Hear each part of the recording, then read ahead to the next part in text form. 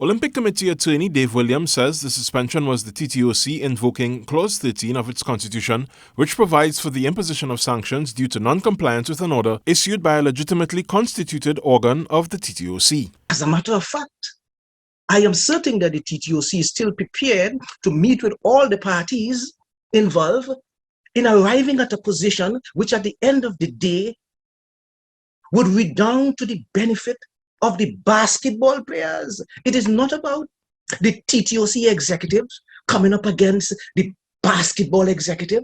It's not about that. It is about an association failing to follow a process.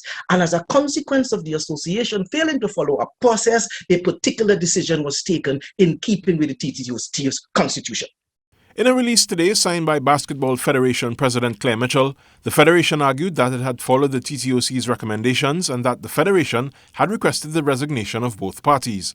When you look at the order from the arbitral tribunal, it is to reinstate and conduct a disciplinary hearing.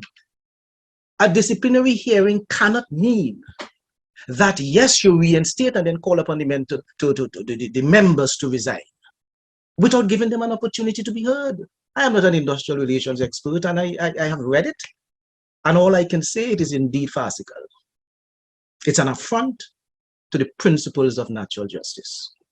He says the Federation had ample opportunity to appeal the TTOC's decisions. The Basketball Federation would have had that option. They did not. So as a consequence, they had to comply with the order.